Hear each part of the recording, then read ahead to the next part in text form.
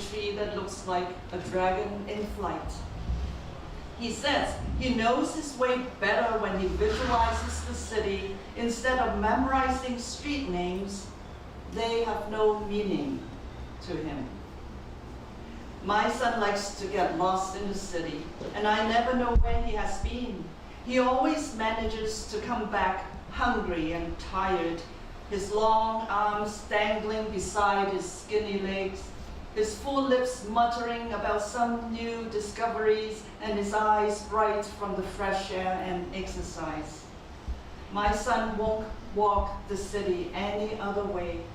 It is a city of his own making, a chaotic, fantastical chutes and ladders, rolling from hill to hill, dipping into fog, burning in the sun.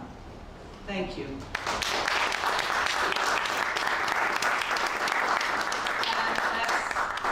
Starting a tradition for poetry in Chinatown, we want to drink to the longevity of this poetry series, and we want to honor all the poets in our community. So cheers. Cheers. And great pun. Thank you.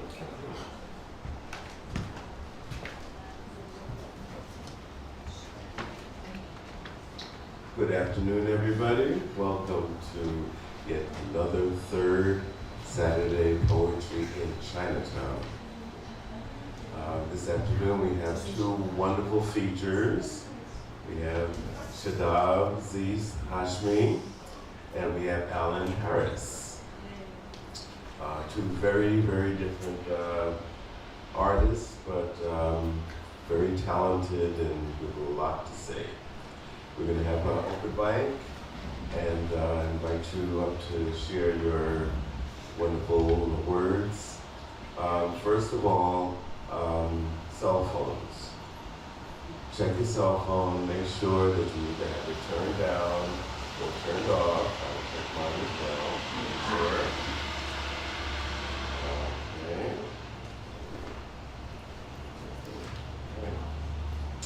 And that being said, also, one other thing, when all people who read get a complimentary pen, I've got some gel and glitter pens and kind of crazy pens anyway. So after you read, make sure that you select a pen, and we're going to start off our open mic reading with Sally Love Saunders.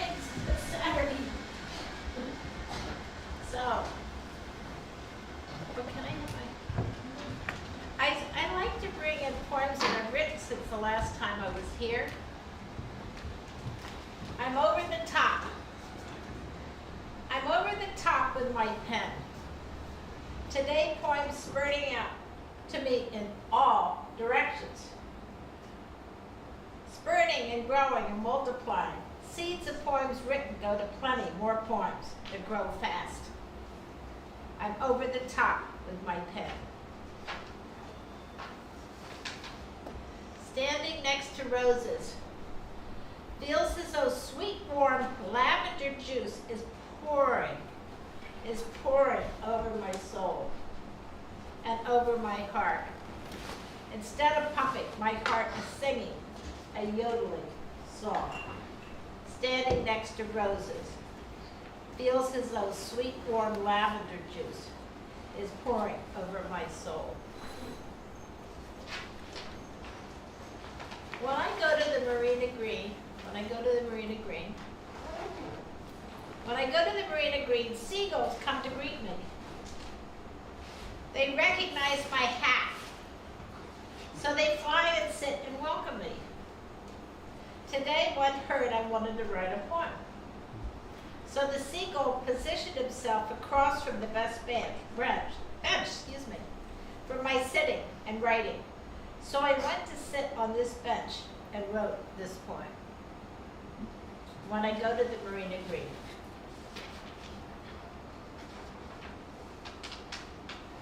So connected were we. When I was very little, a very miniature me today, my daddy used to like to have me stand on his big feet and hold me onto him tight while he took giant steps for both of us. So connected were we when we did this walk of me standing on his big, long feet.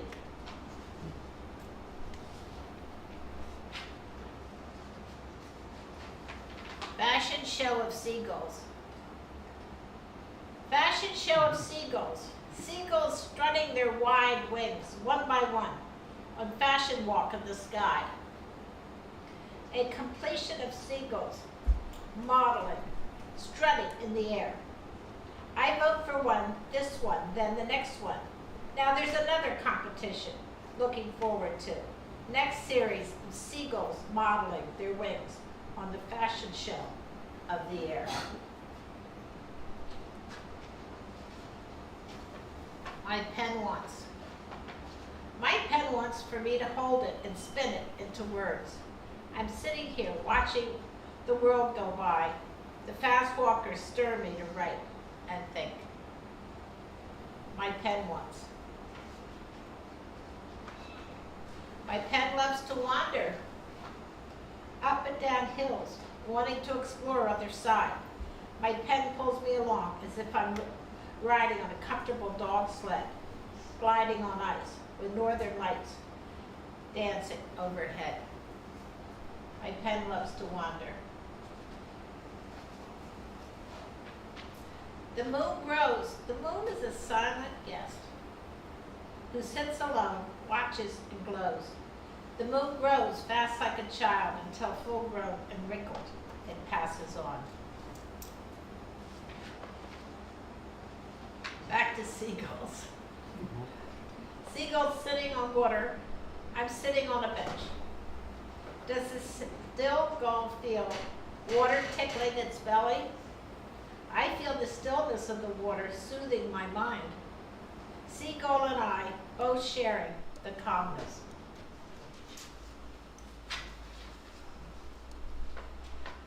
Smooth black satin sheet. Smooth black satin sheet, crinkled but smooth. Wide boat so cozy, lying on the black satin sheet of water and coal. In harbor by the bay, I would like to feel the smoothness of black satin sheets. Imagine it would feel cool and so smooth. Pardon? A very fluffy dog. A very fluffy dog stopped at a crosswalk. So much sun settled on her curls, creating a glistening diamond.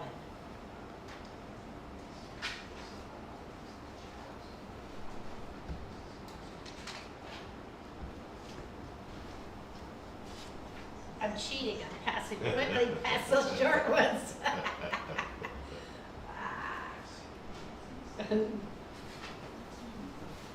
Looking forward to the moon. Looking forward to the moon spreading its peacock feathers wide over the bay. Moon energy juice filling up every cell of my wounded soul with moonlight love. Thank you so much.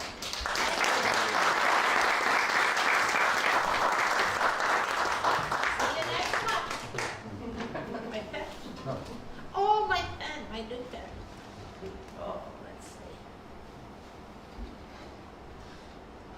Thank you. Thank you. Thank you.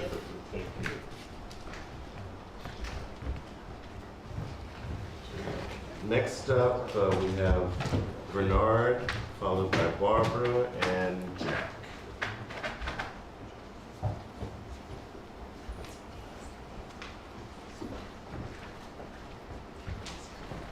Hello, everybody.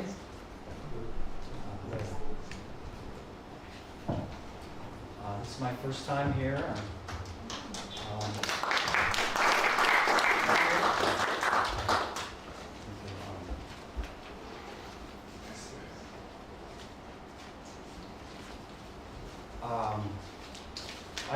25 years in the Oakland Public Schools. During that time, I went through 3 strikes. And after I retired, I started writing about my experiences, and this poem comes from that. It's called The Backwards No-Look Playground Basketball Shot. Adisha likes to shout. Not a bad shout, more like a 12-year-old girl's full of life shout. I can hear her all the way across the asphalt playground, as if her voice carries an important message from the other side of Oakland. She is the tallest kid in my class, almost as tall as me. Her voice makes me see things. It's like church on Sunday morning, spirited and confident. I see the ocean bursting into a spray on the Rocky Mountains. I see cascades falling in Yosemite Valley. Adisha shouts so loud, without looking. I can see her holding a basketball, without looking. Hey, Mr. Maxim, what do I get if I make the backwards no-look shot? Gold sunlight pierces through the basketball hoop. For a moment, in my mind's eye, the playground is an ancient Mayan ball court under a brilliant Yucatan sky. She turns her back to the basket, holds the ball with arms outstretched, closes her eyes. She lets out a scream, a beautiful scream, and flings the ball over her head without looking. It sails through the air towards the basket, a planet spinning in another galaxy. Everything seems to halt. Wind stops blowing. Children's laughter freezes in their open mouths. Birds hang suspended in the air. A rainbow arc comes across the sky, swishes through the rim of the basket, makes the steel chain link ring like someone rang a tambourine. Someone is swatting a tambourine somewhere. Adisha runs smiling across the playground to where I stand in disbelief. She props her arms on my shoulders, looks into my eyes. With a loud, sassy voice, she says, "Well, what do I get for that, Mr. Maxim?" I know I better come up with something good. Without thinking, I reply, "No homework for you for the rest of the school year." Adisha drops the ball in my hand, sprints off like a young, graceful Wilma Rudolph in the 1960 Olympics that I remembered as a kid. "No homework," she screams. "No homework, no homework."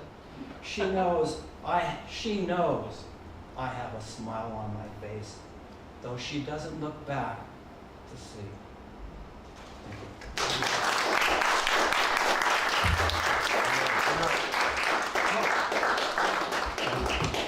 Is it just one, or is it okay if I read another one? We've got a short one. Yeah, that's all right. I don't want to take up other people's time. Oh, thank you. Yeah, we'll try to keep it around 3-4 minutes if you can. You know. Next up, we have Barbara, followed by Jack.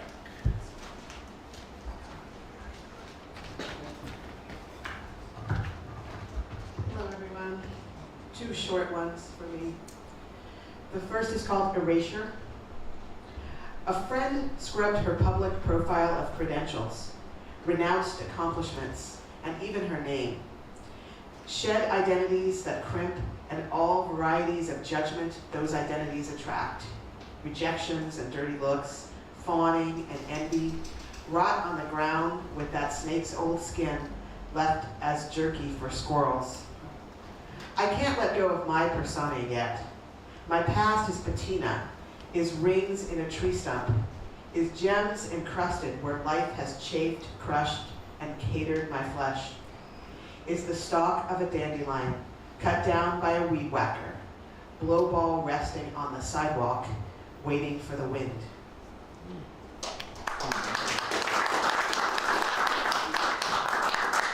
This one's called 2001, An Odyssey. If you live in the aftermath, you're one of the lucky ones. Whatever scrap of you remains, you have survived, whether you want to be here or not. You stand in line for hours to see a hole in the ground full of dust. The police officers guarding the site wear thicker gloves than you thought to bring and bang their hands together for warmth. Manhattan's cold in February, and an ungodly chill rises from your bones when your gaze catches the eyes, rows and rows of them, in pairs, looking out from faces in photos on posters, set between the word missing in tall block letters, and fine print detailing when this person was last seen and who has been looking for them since September. Blue, brown, hazel, green, all gray ash now, in that pile that awaits around the corner or maybe floating in this frigid air. If you don't bear witness, what will you remember? If you don't remember, who will? If you live in the aftermath, you're one of the lucky ones. Whatever scrap of you remains, you have survived, whether you want to be here or not.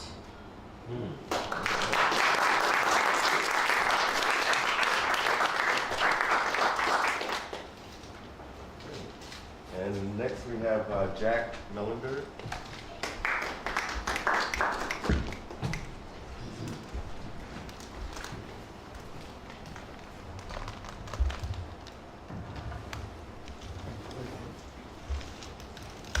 To do the calculus and trig, aesthetic, beauty, cold, abstract, would make men feel unduly big. Like athletes who are social act on wild endorphins, it seems real. They truly are the gods they feel. To comprehend infinity, to plot all change in 4D space, our godlike acts tempt vanity, till genius works in heart's disgrace, till mind transcend, earth bemoan, no fault or foresight that man owns. It's all quick fix, no long view.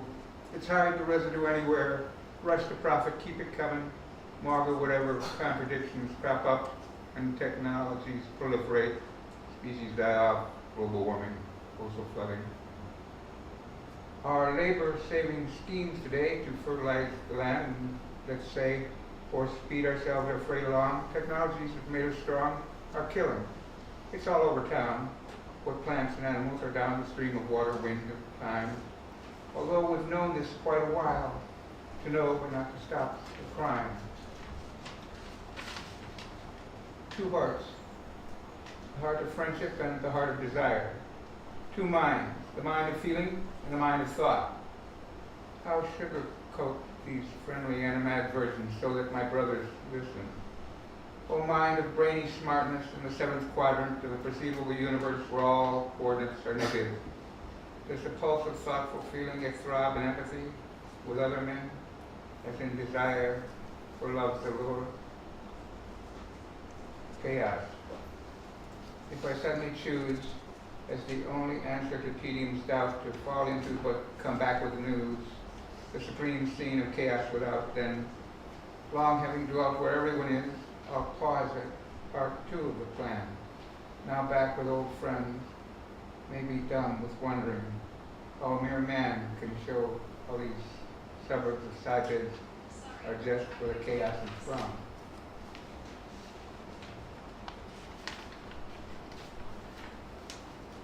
Progress. 'Twas often so in days of yore, when for went the few and slow, that trumped up wars waxed old before we knew the shams from which they grew. From Tonkin Gulf to dominoes to dear Kuwait's slant, thrilling guilt, to lies of yellow cake, to those that tried to hide when blood was spilt, our vows we made to Taliban, while helping when the war called Kohl once broke, made them foes every one. But news was slow in days of old, when book burned by winning troops put culture's ancient goods at risk. Which universal county coup is over now. They're all on disc.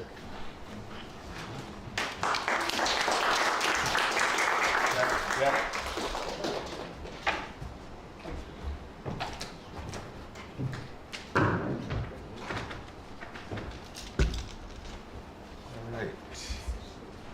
All right, I think this brings us to the point of our features, one of our two features of the afternoon. First, I'd like to give thanks for all the people who are here just to hear poetry that aren't necessarily poets or didn't bring poems to read today, but thank you for showing up. Thank you for supporting the poets. Appreciate that. Our first feature of the afternoon, Shadab Zeest Hashmi, a Pakistani American poet and essayist, winner of the San Diego Book Award, Sable's Hybrid Book Prize, and the King Hikmet Poetry Prize, and has been nominated for the Pushcart multiple times. All right, her books. Kohl Chalk, Baker of Tarifa, and a volume of critical essays and poetry entitled Ghazal Cosmopolitan. All right, the latest book is entitled Home, a hybrid memoir about growing up in Peshawar, the border between Afghanistan and Pakistan during the Soviet War. Home is a rumination on borders and the larger historical, literary, and cultural encounters across the ancient Silk Road, of which Peshawar was a significant outpost. Please welcome Shadab Zeest Hashmi.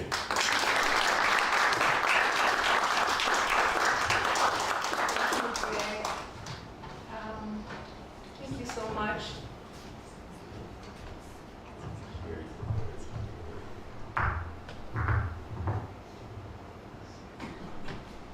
Hello, everyone. Hello. It's great to be here. And this is a very unique reading for many reasons. First, we were offered jasmine tea in the beginning, which is wonderful. So thank you, Clara. I'll see you.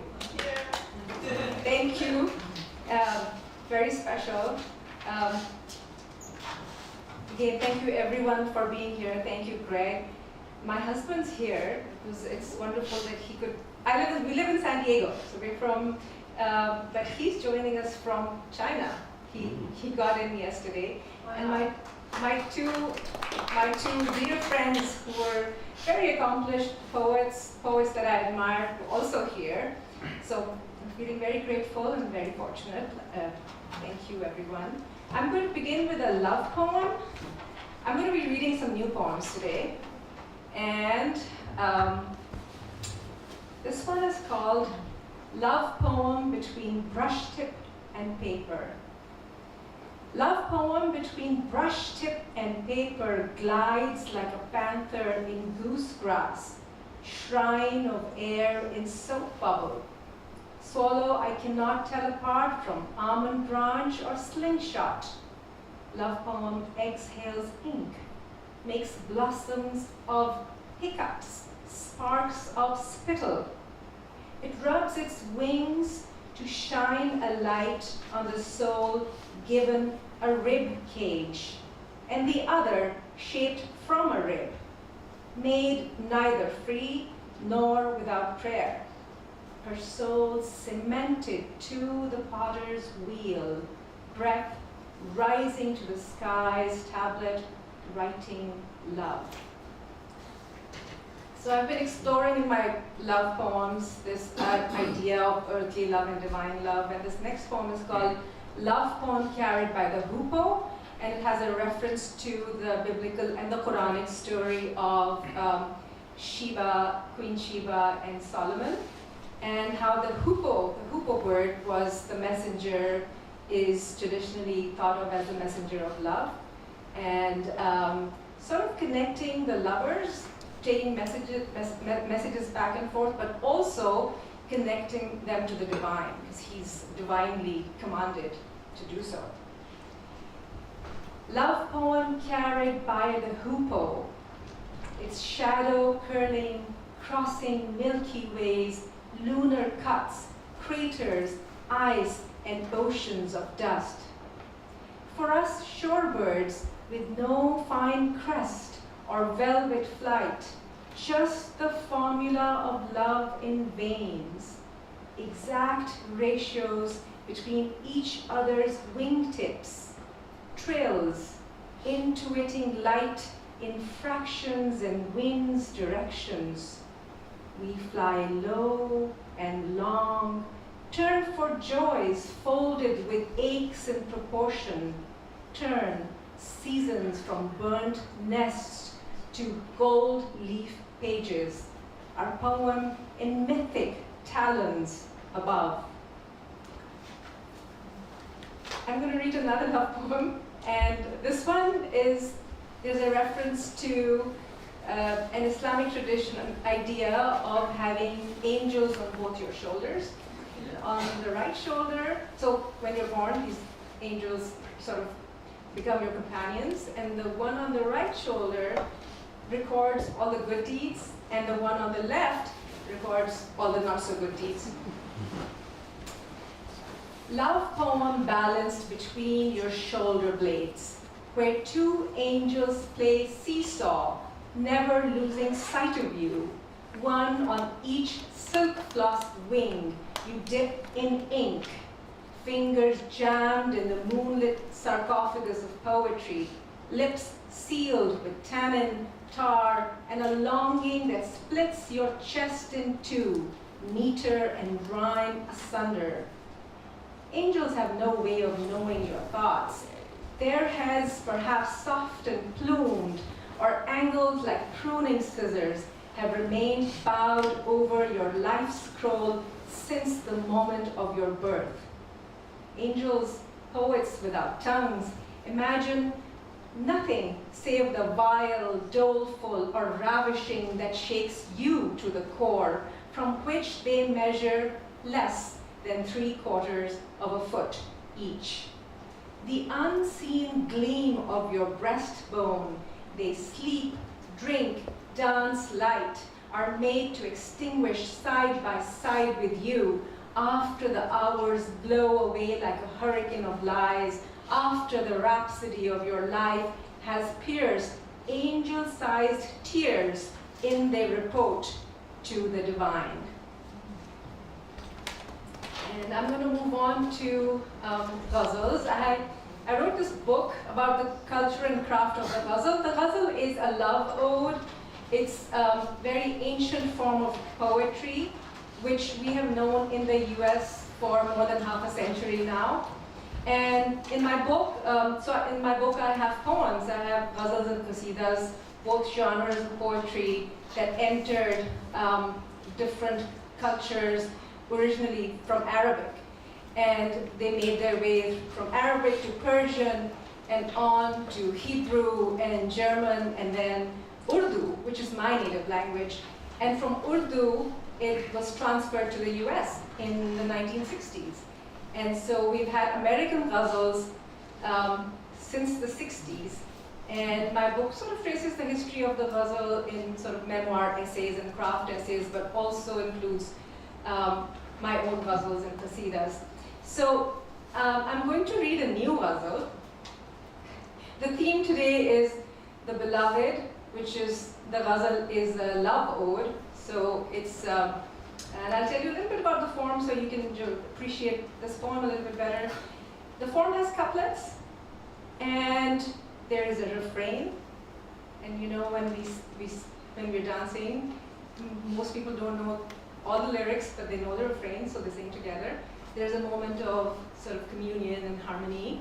sort of like a call and response thing. And so when I read my ghazal, the traditional Urdu style of reading a ghazal is that the first verse of the couplet is repeated, the second one has an internal rhyme and a refrain, and when the poet delivers the refrain, the audience chimes in. So the refrain in this poem is a little. So when I say the second verse, the second line of the couplet, you're welcome to chime in. Okay, Apocalypse Ghazal.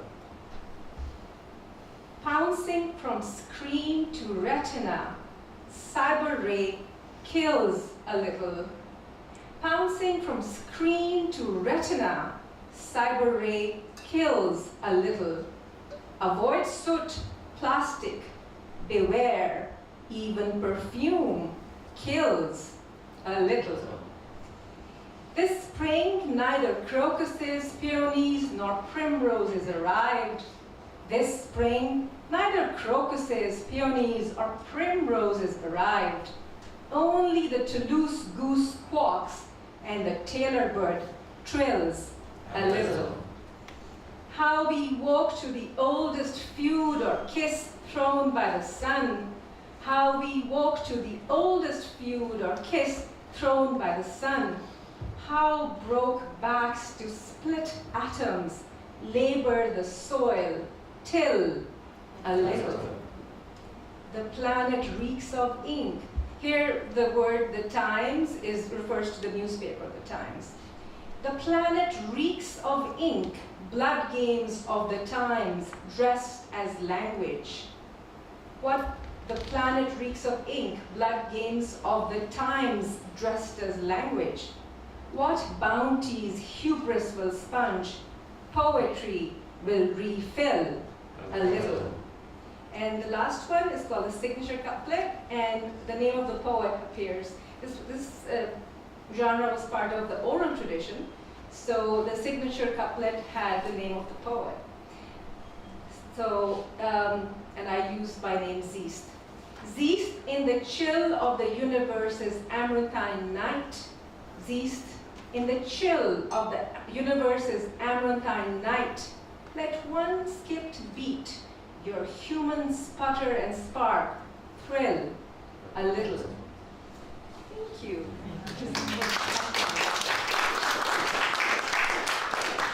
I'm going to read one ghazal from my book, and then I will end with another poem. And this ghazal is called Sign Language, and now that you're pros at accompanying ghazal, so this one, the refrain is language. Cast off the gloves, your hand is bejeweled with language. Cast off the gloves, your hand is bejeweled with language. Words fling into shape on your palm, angled with language. At the tyrant's shut window, you built a case for your voice. At the tyrant's shut window, you built a case for your voice. You were jailed in an exquisite silence, chiseled with language. Those leonine eyes have met nameless fears. Their fires are raw. Those leonine eyes have met nameless fears. Their fires are raw. They speak in cinders to the huntsman, bundled in language. Nostalgic for a win, you let the Pacific wash over the board game. Nostalgic for a win, you let the Pacific wash over the board game. Did you forget how oceans bring back time, bottled in language? And here's the last one. Phone cameras catch men in uniform pillaging, pissing on corpses. Phone cameras catch men in uniform pillaging, pissing on corpses. Zeest, the paper lies again, shows how the truth is burgled with language.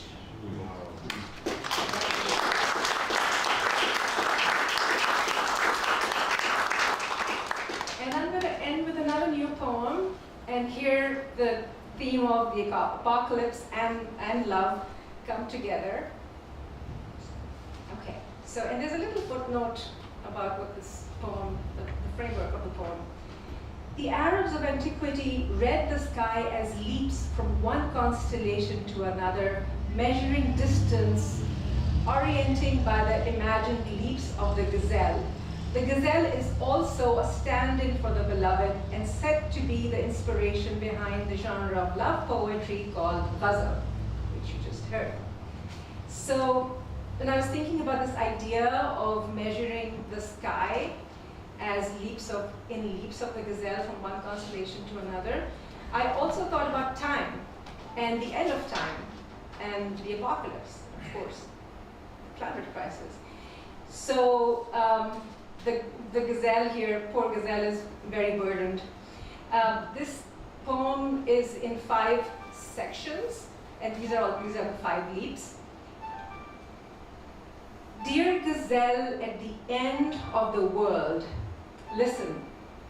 5 leaps make 1 generation of incense in the temple of the universe. 5. If you prove too quick for the lion, if the wild buffalo casts a grim shadow, but it or the baboon's ambush fails to capture you, if you give the cheetah a gash with your antlers and runs, if you slip off the deep edge of the river and steady yourself against the rhino, the crocodile may still snatch you, split your chiffon underbelly, pluck your liver, yank the golden flesh off your rib cage. Your heart, our home, may be swooped up, skewered in the claws of a hawk. You, desert's gleam and curl, darling of court poets, lightest quill stroke between desire and death, from air-conditioned gallery to mirror-studded haveli, palace salon to wrecked luxury ship. 4. Who will be the measure of glimmer in your eye after our vanishing? Who the rush of air in your death cry? 3. You, shadow darting, lick bitter leaves, edged, sweet meta, garden of language, barbed pages, whiff of the world before it was a body bag, a tag on the toe of forgetting, a blind alley. While Eve negotiated the bling, the limits, the hissing, you, pencil sharp, elusive, dipped in the unsayable as the field of words turned from insinuation to landmine. Pages, whiff of the world before it was a body bag, a tag on the toe of forgetting, a blind alley, chase written in your blood. You sensed arrow tip and predator, skipped over the serpent, still dipping in the unsayable as the field burns from insinuation to landmine. You, the marble third eye, the melting gaze between us. 2. We who came 2 by 2, bickering, buckling, bickering, cooing, snarling, ticking and sighing, are held by rhythms. To each body, a fire, a tulip, a stream of milk, staccato, meter of linen. To each another. Dear gazelle, do you hear in the hum of motors, in hurricanes, silent, starlit dunes, in midnight markets, a signal from your spitting image, the whistle, whisper of another? Fall into rhythms. To each body, a fire, a tulip, a stream of milk, staccato, linen. Dear gazelle, giddy with the cosmos in your ear, do you hear in beeping and rescue sirens, slacks of dunes in midnight markets, a signal from your spitting image? Whistle, whisper of another, entwined, splintered, do you hear in the apocalyptic roll call the cry of the one? One. In the final convulsion, we, eagle, iguana, fungus, fox, squid, sandpiper, seaweed, lion, plumeria, garlic, dolphin, sweet pea, scorpion, all 2.12 million species or more, enter your leap as one. Our taxonomy mosaic, a singular tremor. We, the ache in your body.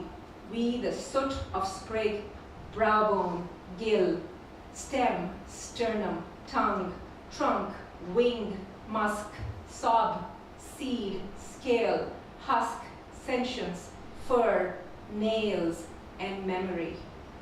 We, the shiny vapor you inhale, aphrodisiac, amorphous teardrop, terrible acid. As you leap, for the last time, funerary rosewater and ash on hooves, our curtain call collapsed to fit your heart's coffin as you haul us to the farthest constellation. Thank you.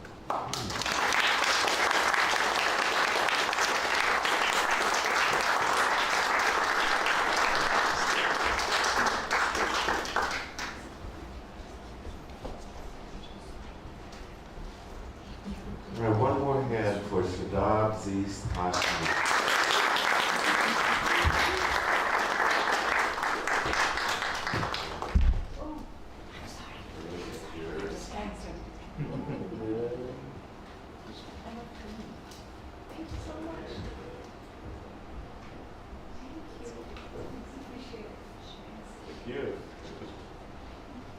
All right, next up, I believe we have Brian, followed by Robert, followed by Marvin. Brian is up next.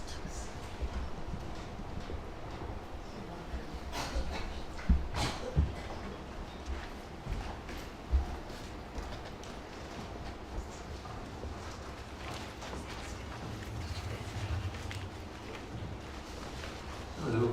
Okay, you can hear me? Okay, great. I'm not sure what I was going to read today, so I'll just read the stuff that I wrote yesterday. Yeah, I have just two short things. And thank you to all these great poets. It's so great to come to this. He's rail thin, and give me more, please. And leg and arm, they reek, and I want none of them. Spin, you are so clean. I won't dump you, rag on you. I'll hurl you over my arm. You shiver, and I'm spent. Bluer, hurl me, rag on me. Groan all the time. Hang fully, I'm sapped. A bowl, shot, and through the head. Dead. Just one more short one. I'm gonna sing this word, but just bear with me.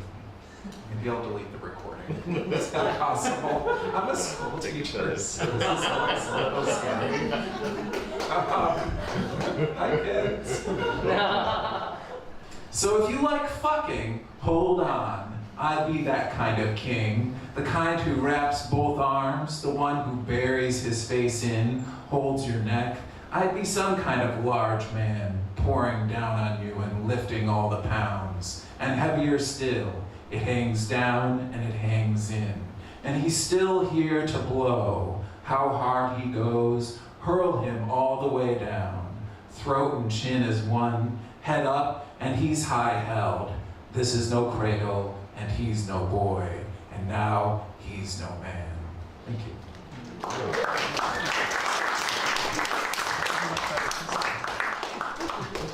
I noticed the change. All right, next up we have Robert Rubino, followed by Marvin Hemstra.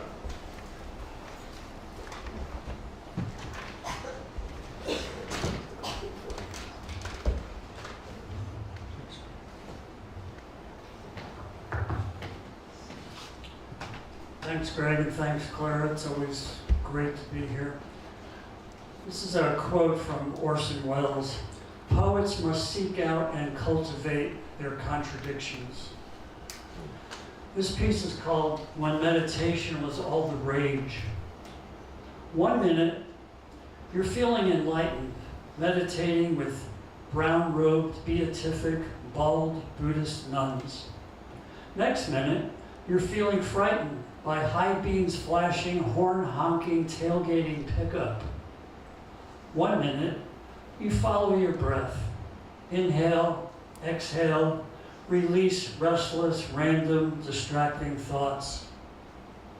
Next minute, you scream expletives at the expletive tailgating driver who can't expletive hear you. 1 minute, you notice the modest monastery's serenity, its sweet air suffused with stillness. Next minute, you imagine tailgater's MAGA hat, swear you hear his truck stomp like a T-Rex.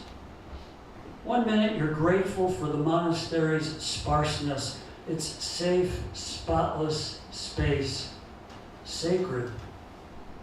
Next minute, you resent tailgater's sadistic fun at your expense despite how fast or slow you go. 1 minute, a Buddhist nun speaks warmly, wisely about how all is transient, how all attachment is suffering.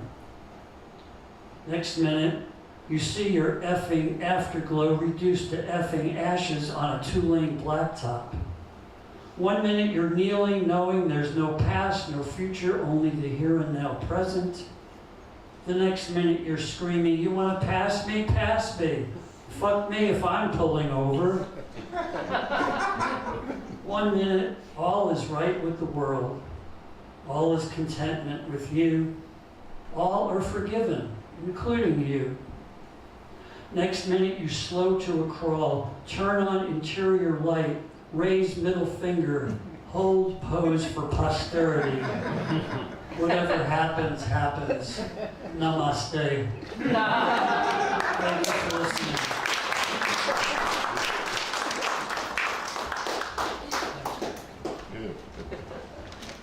All right. Next up, we have Marvin Heimstra, followed by Dan O. and Howard Jones. Pretty good, thanks. 2 poems. The first deals with the only problem I have about living in San Francisco, and that is, practically speaking, absolutely no autumn leaves. There is one exception, the ginkgo tree, which does turn a fantastic gold. This is titled First, Golden Ginkgo Leaf to Escape gently crowns the noble head of a dog-tired tomcat, dozing in my garden, dreaming he is Buddha.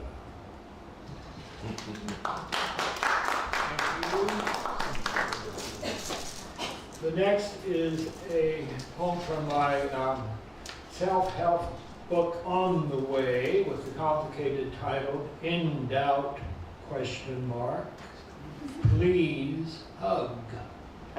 It's a very long, somewhat scholarly study of hugs throughout history. This poem is titled Question of Hug Duration.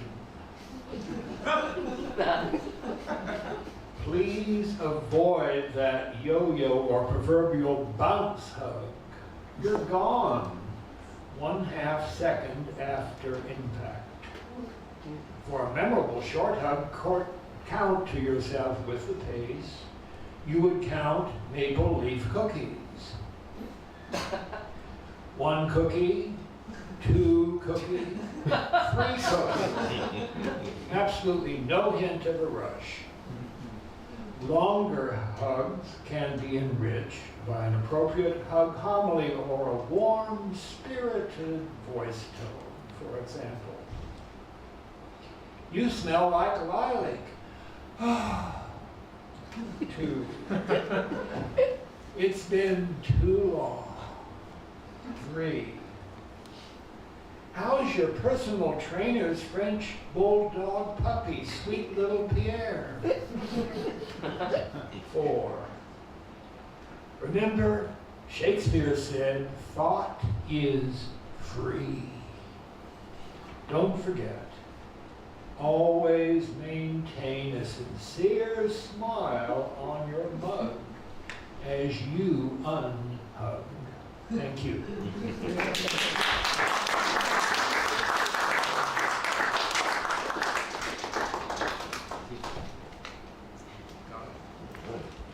Great. Thank you, Marvin. Next up, we have Dan O, followed by Howard Jenny.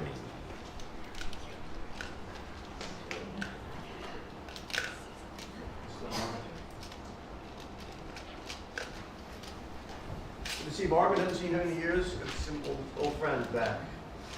Thanks, Greg. 3 pretty short poems from the chapbook, The Eviction Papers. First one has 3 epigraphs. A room with a key. A woman must have money and a room of her own if she is to write fiction. Virginia Woolf. With key and lock. Alice Walker. And the city's most crime-ridden intersection, no surprise here, it's 6th and Mission. Heather Knight, a news writer in SFG. Poem for Elaine E.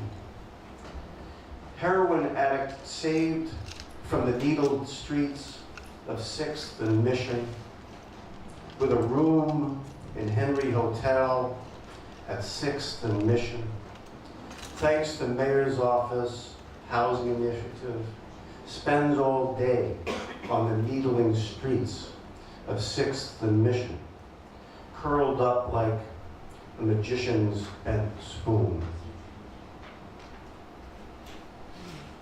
Another poem for one of my other clients, Tussle in the Tenderloin, for Jamie R. The front desk clerk called the cops because of a fight in the lobby. My client got arrested, though he had simply brandished the tomahawk, inherited in turn, traced back to his great-great-grandfather. The white guy used an urban weapon called soup can in a sock to whip welts into the Dakota's scalp. By the time the police arrived, the dingy tile floor was full of blood and gin soaked from the newcomer's grocery bag with bottles broken in the dispute.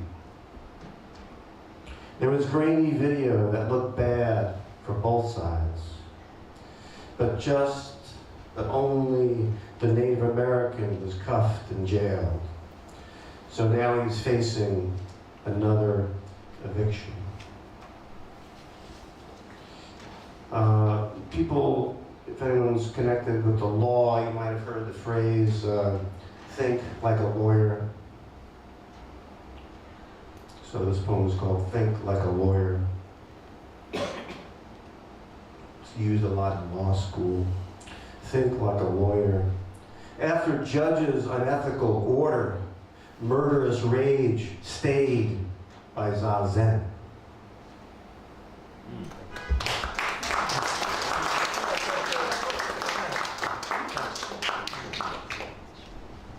Next up, we've got Howard Jennings Jr.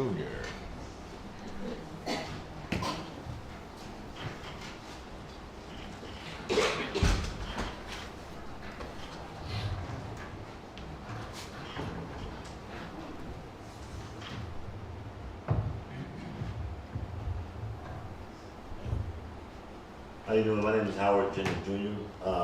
About a year and a half ago, I began a project called Blackness, a show I've been doing. It's going to be in March, November 6th and November 20th. And I'm going to do one of the things I'm working on with that, and also a piece from my friend Charles right here, Charles Blackwell, one of his pieces.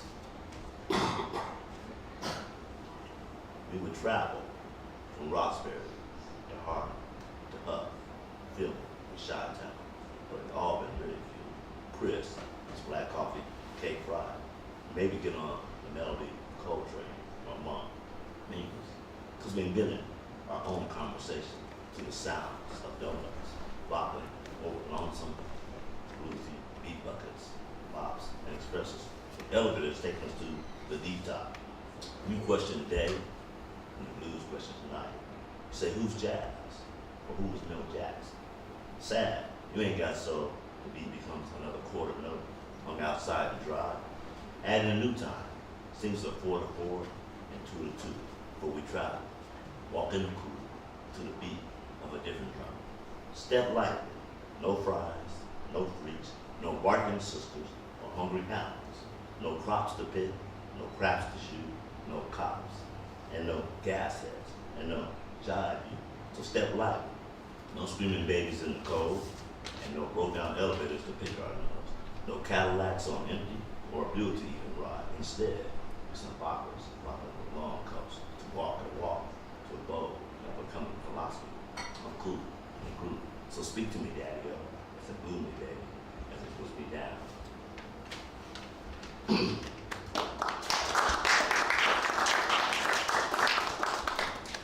But I too sing America, red, white, and blue. This is a message for you. Do you know me? I am the darker brother. I am a black man. You brought me here against my will, and many, many were killed. But I too sing America. Red, white, and blue, what can I do? I fought in all your wars. I gave you everything I had, and you took my soul and never gave it back. Built this country on my back and got a little back, and that's a fact. But I too sing America. Red, white, and blue, I'm talking to you. You changed my name, my culture, and history. I am a mystery. Messed up my mind, and I'm all fucked up. You raped my mother, my sister, my wife, and my daughter, body and mind. Somebody help me! But I too sing America. When the Constitution was written, I was labeled less than a man, and ladies weren't even in the class. In 2003, that still seems to be the case. Black man in last place. Destroying black boys, prisons full of black men. I'm sick and tired of being sick and tired. Judge me if you must. In God we trust. The bad I have done is many, the good I have done is plenty. And I have sinned. But we all have sinned, and we all want God's love in the end. But I too sing America. Red, white, and blue, what are you gonna do about me? I am a black man. Thank you.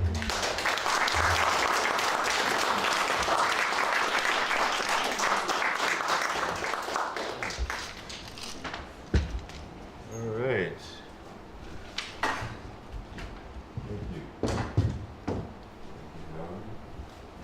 All right, we are going to introduce our second feature of the afternoon.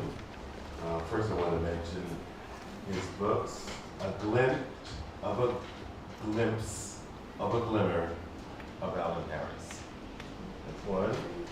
And we also have The Voices in My Head Mean Well. Also.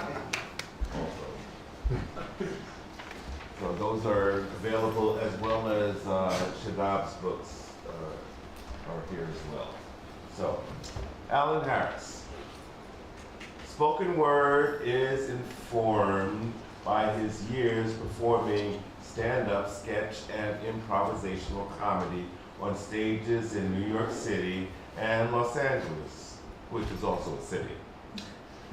There really isn't much else to say, although he is wondering, since he used considerably less words than he was allotted for the bio, if he could get a refund. No, Alan, you can't, sorry. But you do get 20 minutes to do your stuff. So welcome to the stage, Alan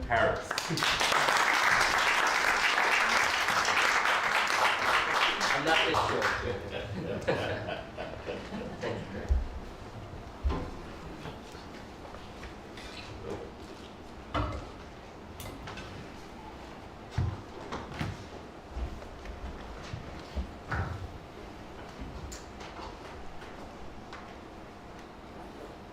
About the author. He was born fully clothed, but without an indoor voice. He presciently dropped out of high school at the age of 3. He worked briefly as a kidnapper, but failed in that endeavor due to the fact that his ransom notes were too rambling and incoherent, and therefore no ransom drop was ever successfully made, which is why he is still holding 6 people against their will, as he was never paid a ransom for their release and doesn't want to just let them go and look like an idiot. He is the author of several ramblingly and incoherently written books, including America, The Definition of Insanity, Pessimism for Dummies, aka The Glass is Not Half Empty, It's Completely Empty, a self-help guide, No One is Ugly, Some People Are Just More Beautiful Than Other People, a diet manual, Eat in Front of a Mirror, and an autobiography, Brain Makes Frequent Stops. He is the winner of several awards, although they are all imaginary and were presented to him at the award show continually running in his mind. He was going to be named Narcissist of the Year by the National Narcissist Association, but at the last minute its members decided not to because they wanted it to be all about them. He currently spends most of his free time trying to get his name legally changed to Resident so he can get more mail. He would like to make it perfectly clear that the rumor going around that he burned down his happy place for the insurance money is completely untrue, and he would like you to know that, despite his rampant negativity, he loves you all. Some of you more than others, but all of you at least a little. Thank you.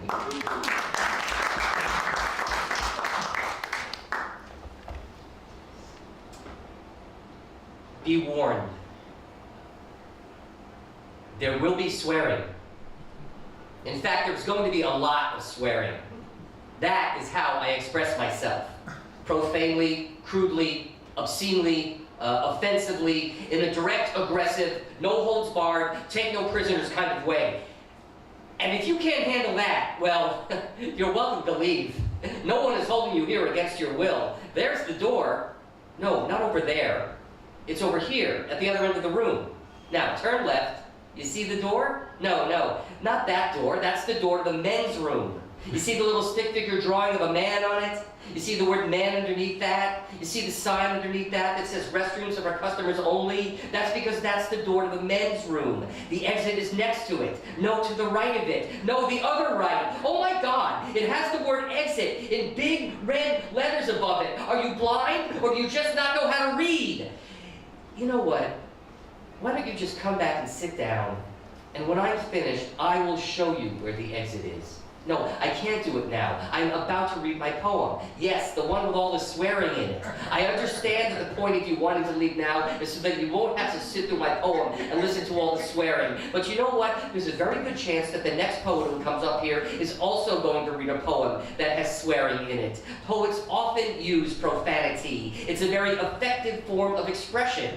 And I'll tell you something else. You want to go to poetry readings? You better lose that easily offended sensibility of yours. Poetry ain't beanbag. Poetry is life.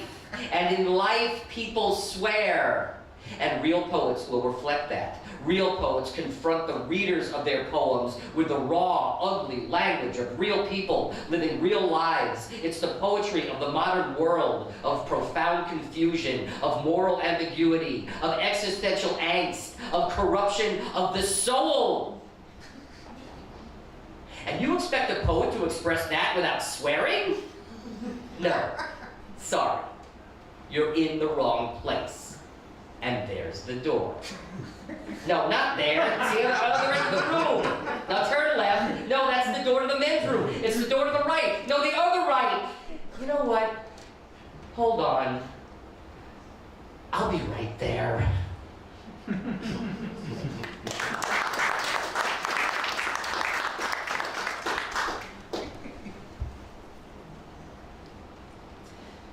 rock and roll is my fountain of youth. It keeps me immature. And it's my immaturity that keeps me young. When I'm 80 years old, I will still be blitzkrieg bopping to the Ramones' first album, possibly breaking a hip in the process. But then I'll be given morphine for the pain, which will call for the playing of Sister Morphine by the Stones. And while hearing Roll Over Beethoven playing on a loop in my head, I will duck walk down the main corridor of whatever horribly run, state-sponsored nursing home I wind up in, possibly breaking a hip in the process. And then I'll be given drugs to calm me down and make me act more like a normal octogenarian. But they won't work because the drug known as rock and roll will still be coursing through my veins, leaving me to jump up and pogo out the door, possibly breaking a hip in the process. But that won't stop me from commandeering the facility's sound system and blasting Iggy and the Stooges, causing some residents to die immediately simply from the visceral impact of the music, while others will perish attempting to dance to it. But dance we must, even if the end result is death. Rock and roll demands it.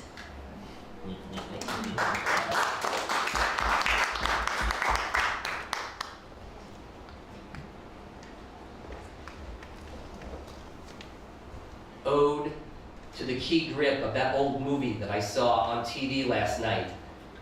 While I have a general idea of what you do on a film set, oh key grip, what I don't know is how important your position is to the overall success or failure of a film, whether or not a film can still manage to be a critical and or box office success if its key grip is bad at its job, or whether or not an excellent key grip can save a film from the poor choices and technical incompetence of a bad director.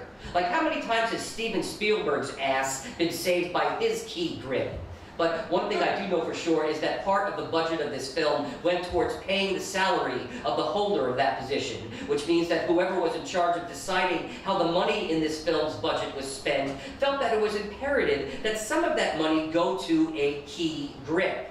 And how many other jobs are there that are like that on a film set? How many other people toil at obscure but crucial jobs that contribute in some large or small way to the full impact of a motion picture? And while most of the rest of the world doesn't think about such things while watching a film, pays attention only to the big names that appear on screen in the opening credits, and not at all to the end credits, where you can see the names of the people who do all of those obscure but crucial jobs, like you, oh key grip. I personally feel that it is my duty as a devotee of film as an art form to sit through not just the entire length of a film, but also to be one of the few people on this planet who takes the time to make the effort to give enough of a shit to sit through all of the credits and do his best to read the names of every one of your ilk, oh key grip, be they location manager, script supervisor, concept illustrator, best boy electric, assistant property master, wardrobe supervisor, key hairstylist, extra casting, craft services, first AC, second AD, or second AD. For me, an essential part of the experience of watching a film is when I get to just sit there at the end, awash in the hundreds of identities that roll by during those closing credits, and marvel at what a collaborative effort is the art of filmmaking. An effort that is unfortunately not appreciated enough by the Academy of Motion Picture Arts and Sciences to include in their annual Oscar telecast awards for those who do the obscure but crucial jobs on a film set. There are no categories for Best Production Accountant, Best Transport Captain, Best Boom Operator. And that is unfortunate because while it would make a long and boring telecast that much longer and more boring, it might also diffuse some of the toxic ego that permeates such events. It would no longer just be a bunch of rich egomaniacs getting off on themselves while pretending to be happy for other rich egomaniacs. It would now be a bunch of rich egomaniacs who find themselves sitting among the hoi polloi of production assistants and unit publicists and construction coordinators, the underpaid and underappreciated who, unlike those rich egomaniacs, do not win Oscars and do not get invited onto late-night talk shows to engage in glib banter with the host. And it is a sad fact of life that, as the years go by, and the stars of that old movie that I saw on TV last night continue to be fondly remembered, the subject of a reverence handed down from one generation to the next, your name, O Key Grip, and your contribution to this film are swallowed up by an undeserved anonymity bred by the swirling mists of time and indifference. And if a film set can be seen as a microcosm of the world at large, then I, and so many others like me, are like you, O Key Grip, underpaid and underappreciated, obscure, but doing our best to be, in some small way, crucial. Yes.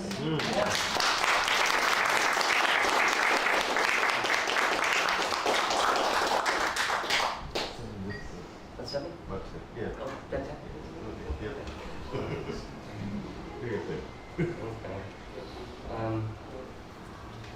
Yeah. So this will be my final piece.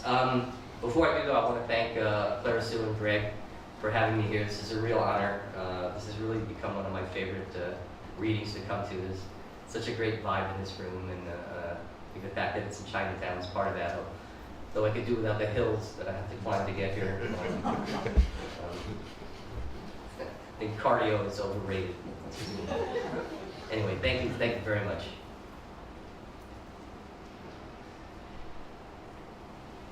I am watching myself on video, reading some crap that I wrote, and I'm trying really hard to imagine that the person I am watching in the video is someone other than me, so that I could then judge this person objectively. But unfortunately, I appear to have done such a good job of convincing myself that the person in the video is someone else.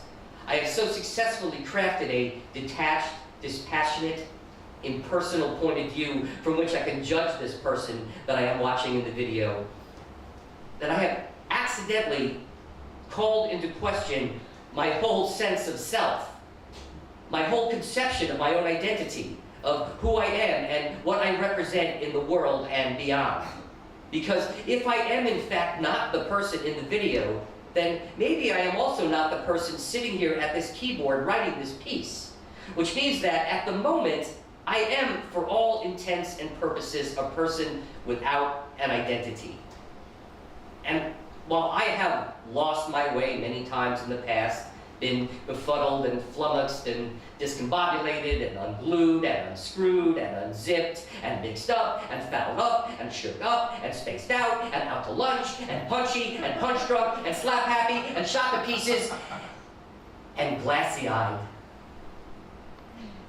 This that I am experiencing right now, this is something else completely. An ethereal emptiness that makes me doubt my own actuality. Truly a crisis of the existential variety. And one from which I see no path forward. The only thing that I could think of to do is to write about it. And that's what I'm doing. Writing about it. At least, I think it's me. I think I'm the one writing about it. Well, someone is writing about it. The words are appearing on the screen. I'm reading them right now. And you know what I just realized as I'm reading these words? This piece has gotten really meta. Somehow it has degenerated into this thing that is completely about itself. I have become trapped in a cycle of self-perpetuating self-reference, and I haven't a clue as to how to advance beyond it, which means that I have no idea how to come up with an ending. And I'm going to have to end it soon. You only get a certain amount of time at these open mics. Most of them only give you 5 minutes. And while there are some open mics that are more freeform, allowing you as much time as you want, even they have their limits. You can't just continue reading indefinitely because you can't come up with an ending to your piece. The open mic has to end sometime. People have to leave. They have lives to live beyond the open mic. They have spouses and or children to get home to, pets to feed and or walk. They have to get some sleep so that they will be reasonably awake when they go to their jobs in the morning.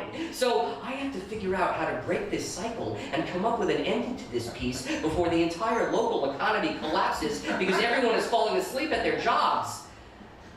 And I suppose I could just stop, just force an ending. And while that would not be artistically satisfying, as I prefer to let my pieces take an organic route to their own endings, that does not appear to be an option here. This piece has become like a virus. The longer it lasts, the more powerful it becomes. So someone, me, is going to have to do something. And it could get ugly. We are in uncharted territory here. So I suggest that you strap yourselves in and prepare for the worst. Because this piece is going to end right here and right now, one way or the other, regardless of the consequences. And may God have mercy on our souls. Thank you very much.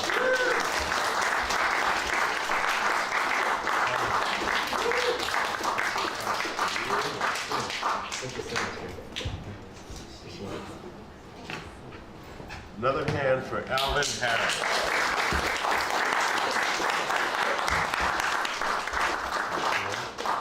Now, we have two more people to read. Anybody who'd like to read who has not signed up? You're on the list, and this gentleman over here would like to sign up, certainly. All right.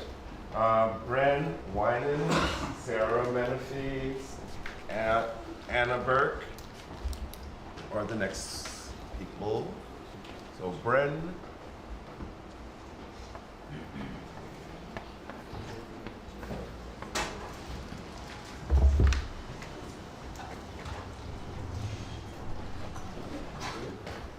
Thank you.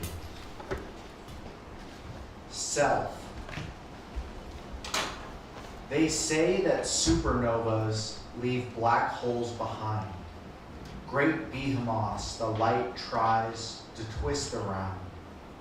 Then we are all stars, I say, warm and bright, but we leave behind only absence, a gaping hole that rends the plane we leave behind until nothing remains. Change of the hands giving me gas. No power of the sound in this engine here. This paperwork of gasoline consumption being rung with no receipt. I hold your hand, you tease me by not being at the station. I know that once there was a kernel of respect here that I worked for, someone good with plentiful stores of shop-cased bulletry, beginning the next time. I always wanted it to be the same.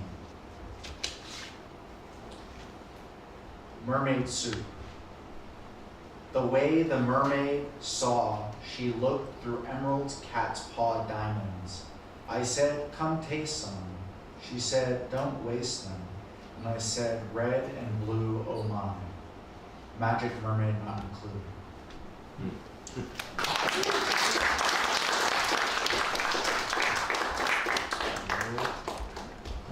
Sarah's up next.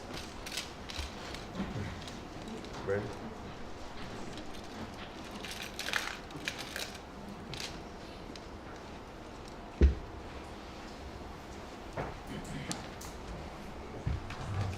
Thank you, Greg.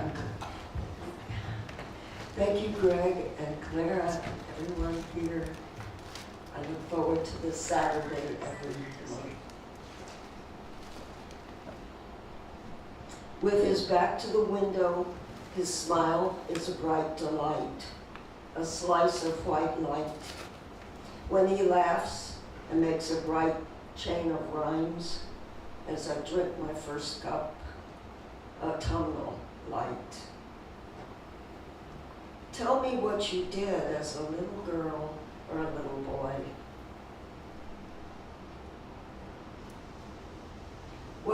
What will you leave behind? A rhyme of sighs.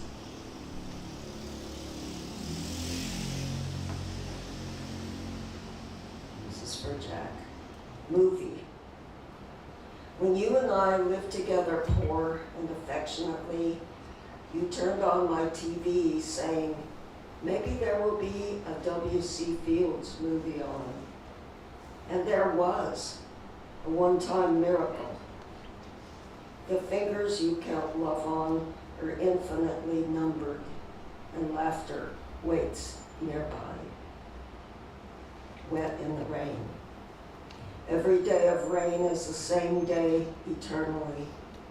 Eternal Maynard said, the smell of the pavement when it's wet in the rain.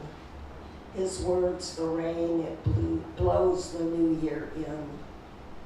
You will be a spiral galaxy when you return.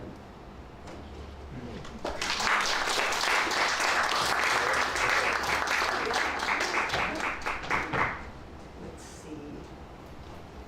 The gentle one. Thank you. I'm going to slide in and share a couple of poems here.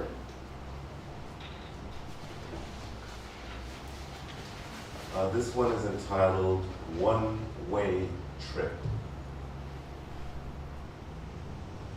African inhabitants forced to submit to one-way trip via cargo ship, then ruled by whip, intimidation, and fear. Those who made it here had families split for cash on hand with auction slip and flesh demand. Cotton picked, crops to yield, bales by pound, from tobacco fields to plantation shacks, too numb to feel the blistered fingers, too many to count the number of scars on black keloid backs, screams for mercy from slave masters' wrath, from blistering heat and punishing lash, where human beings are mere commodities, counted with chattel and land. 3/5 value for each woman and man, moved by the whim of the hand that cracks the whip, that maintains control and command over those whose blood and sweat continues to drip by drip across this confiscated Native American land.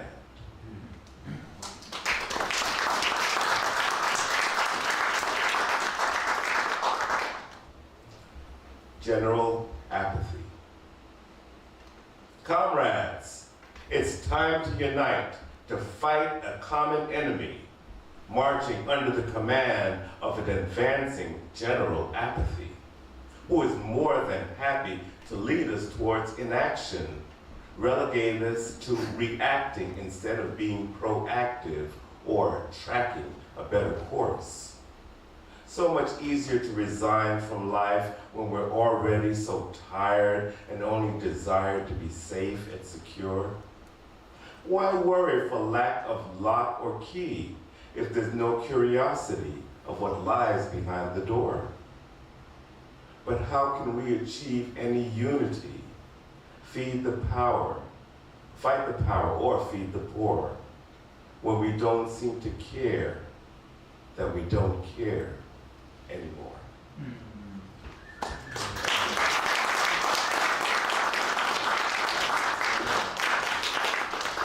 Next up, we have Anna Burke, followed by Charles Curtis Blackwell, followed by David Blake. And anyone else who would like to read, who has not signed up?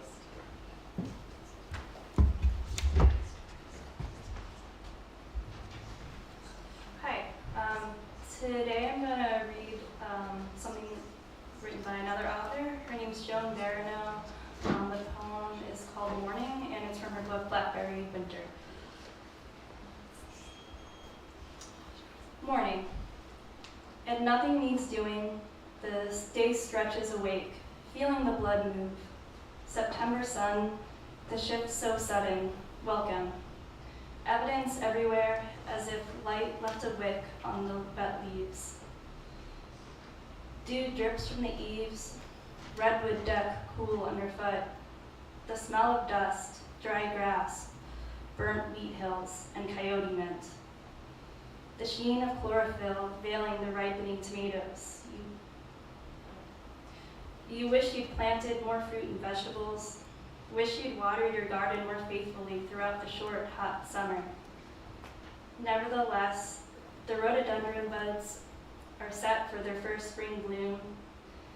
The birches have survived yet another season of deer sawing fuzz from their antlers. And you, late at last carry an autumn seed. You sip the coffee your taste buds no longer enjoy. Put the cup down for the next 9 months. Finally, the earth might teach you about continuance.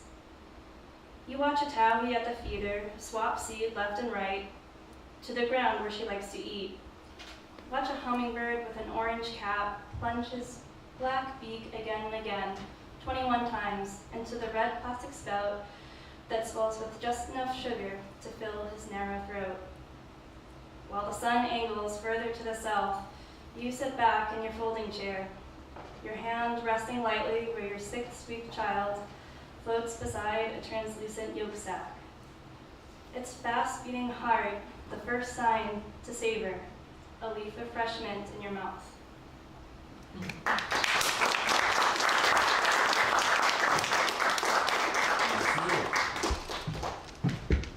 All right.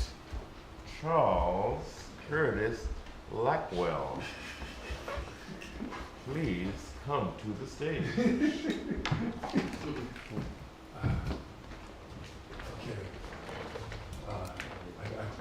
I raised my voice. I got a loud voice. I got a loud voice, huh? All right. I thought so. I've been kind of lazy, so I didn't want to try to memorize another piece. So it's a piece I know from a few years ago. And I hope before you all leave, you have a chance to mingle, speak to somebody, because the time that we're living in now, the number of suicides are alarming. I spoke to a young man the other day ago. He was 13 years old. I told him, I said, you know what? Telephones is a tool. Computers, they're a tool. It's not the same as speaking to a human being face to face, trying to change his thought around, anyway. So this piece is kind of reflective of it, The unspeakable artist yearning in, out of the room. If we sit in a dark room too long, we will meet the who in the form of a tormenting scream examining who we really are.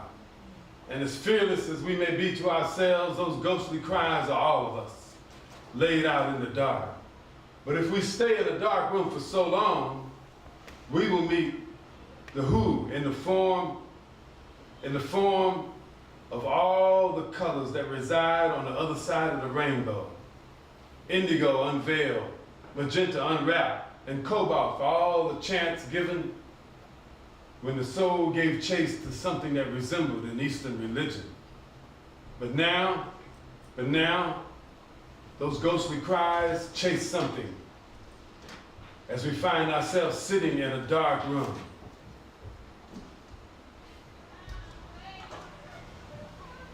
In this darkness where we sat for so long, counting moisture, rusted being of erotic pleasure, oh woman, can you hear me? An absence of gender, nothing but flesh crawling in the dark, solitary confinement. So barely the darkness can be seen, like another color appearing through a prism. Having never known this one, your only response a roaring sound. Frightened by one's ownership of sound, you attempt to muffle it, as if all of humanity is answering back, chanting, we will, we will.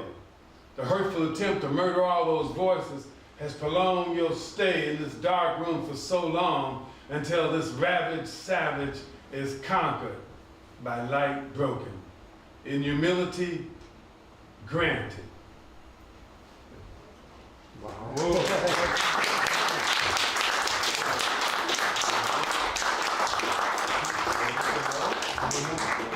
Okay. back by popular demand. Blue-gray sky stretches across purple-orange hurtful horizon. Apologies, apologize, apologies, apologizing, apologies, apologize, apologizing. Lover, lover, come back to me.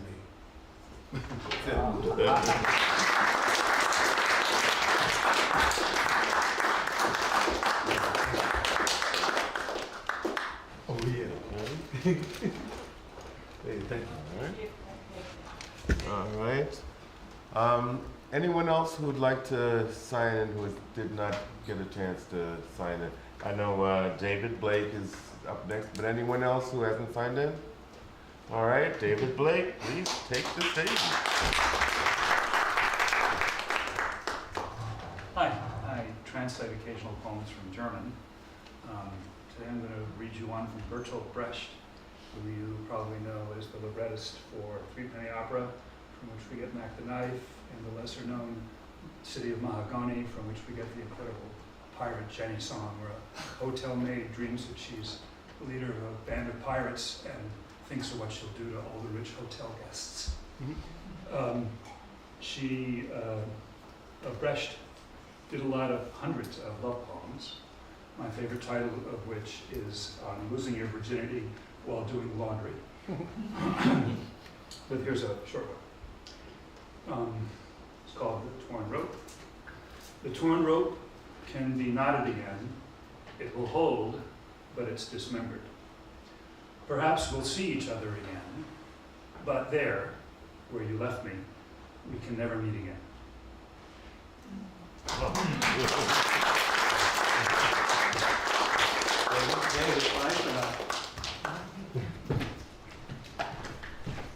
So we have another one to It's share? the PEN Award. You have another one to share? German poems, all of them I know, the meter is very important. All the Rilke poems, the meter is very important. They don't translate well into English, so I may work one up. Okay. All right. Well, and any other poets everyone's had a chance to read, and I know that there were a couple people who maybe read a little short who might want to share something else. Bernard, Sure. would you like to share something else? I know that you only got to read one piece, so please come up. Thank you. Thank you.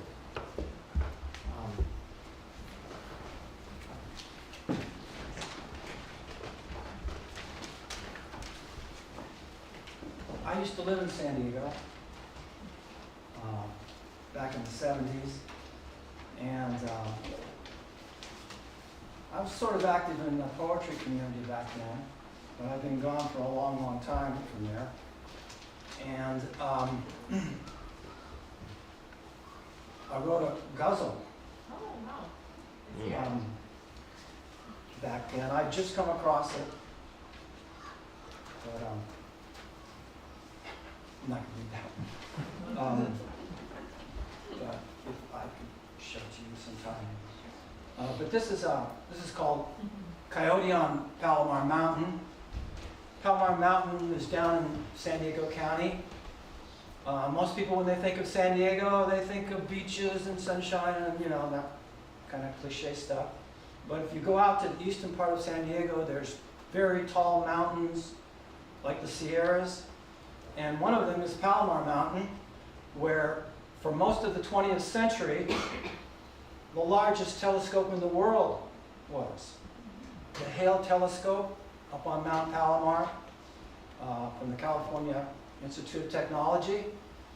And I lived up there on Palomar Mountain for a year, and it was one of the snowiest winters on record at the time. This was back in the 70s. And I worked in an outdoor education program there for 6th graders. They would come up and spend a week there, and we would teach them about the outdoors there.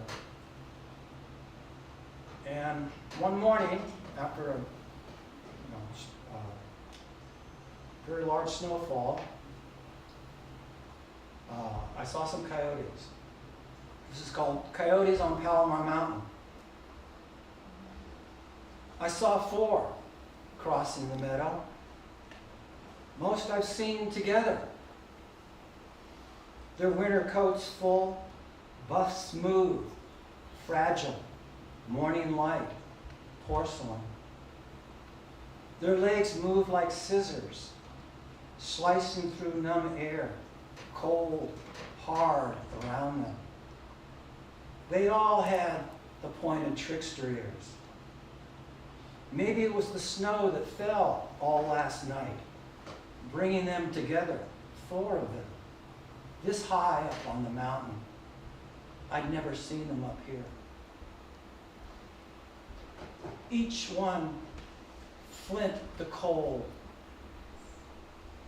like a stone. They appeared from behind tall cedars that line the road, without a trace of sound, like music emerging from a deeper ear. Their movements sure as allies, all 4 of them together, certain of their path. They shed nothing but alert air. They shared my scent. Only a moment they were there, pranced into the open, one after the other, strung out. It was like a necklace of charms. They reached the other side of the meadow, shaking off snow. It was their disguise. They vanished beyond dark pines and morning snowfall. 4 of them, the most I'd ever seen together, leaving the mark only one. Thank you.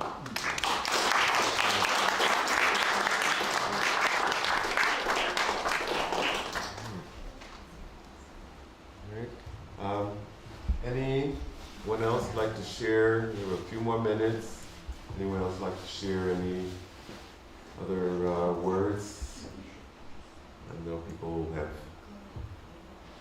something that they'd like to share with them. Maybe not. Okay. Any announcements? Well, I will mention that next month, October 21st, third Saturday in October, we will have Cesar Love and Beth Copeland as our featured poets. And please definitely come out for that. And anyone else? Clara, if you have any last announcements for the afternoon?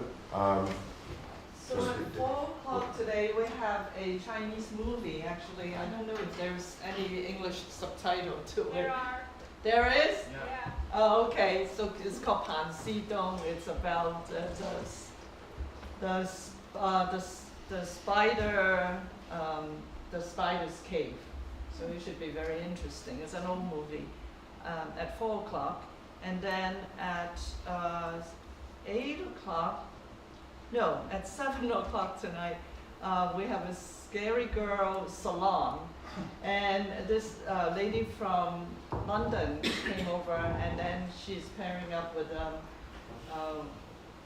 lady here, and then they're going to do a show here. So it's tonight at 7, and then tomorrow from 8 to 9, they're doing another show, and I would be in that show. And it would be poetry, and I have no idea what else they're going to be doing. We'll be doing poetry. So we have a lot of different activities at Clarion. Go to our website and take a look.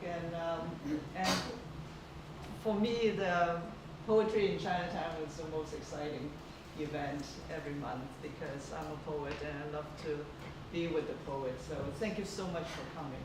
Thank you.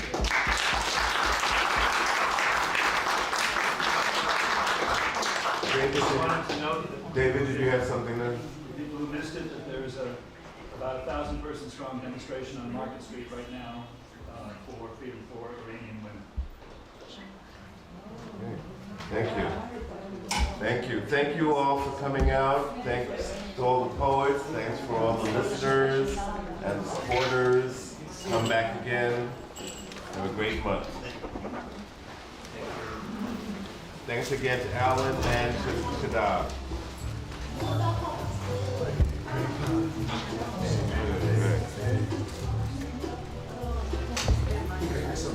I know, I'll let you speak to Larry.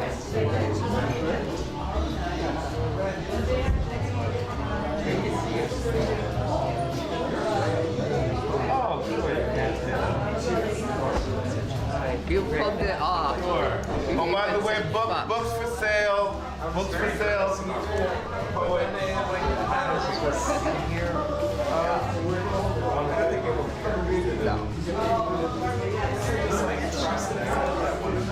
And then you're even though we know it's a male, it's non-gender.